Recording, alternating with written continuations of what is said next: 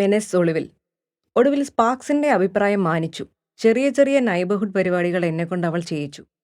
അവളുടെ ചില സാഹസങ്ങൾ അവൾ വീഡിയോ ആക്കി സൂക്ഷിക്കാറുണ്ട്, ഞാൻ അറിയാതെ എന്റെയും.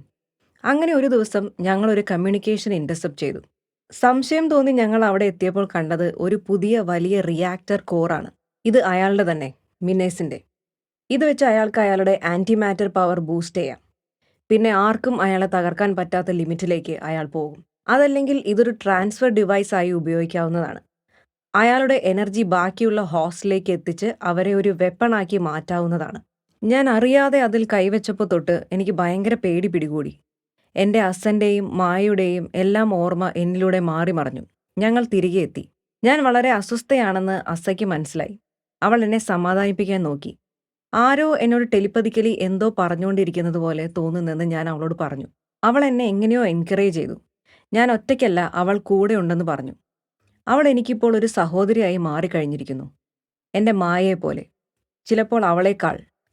ഞങ്ങൾ അത് നശിപ്പിക്കാൻ തീരുമാനിച്ചു. പിറ്റേന്ന് ഞങ്ങൾ അവിടെ വീണ്ടും എത്തി. അസയെ കൂട്ടിയതിന് എനിക്ക് പേടിയുണ്ടായിരുന്നു. ഞങ്ങൾ കോറിൻ്റെ അടുത്ത് എത്തിയപ്പോഴേക്കും മെനെസ് അവിടെ ഉണ്ടായിരുന്നു. ഞാൻ ഭയന്നതുപോലെ അത് ഞങ്ങൾക്കുള്ള ട്രാപ്പായിരുന്നു. ആ മെസ്സേജ് അത് ഞങ്ങളെ കേൾപ്പിക്കാനുള്ളതായിരുന്നു. മെനെസ് ആദ്യം എൻ്റെ നേർക്ക് തന്നെ വന്നു. ഈ ട്രാപ്പ് എന്നെ കൊല്ലാനുള്ളതാണെന്ന് പറഞ്ഞു. എന്നാൽ റിയാക്ടറിൽ നിന്നും എനർജി എടുക്കാൻ തുടങ്ങും മുൻപ് സെക്യൂരിറ്റി ഹാക്ക് ചെയ്ത് അസ അവിടെ മുഴുവൻ ബ്ലാക്ക് ഔട്ട് ഉണ്ടാക്കി.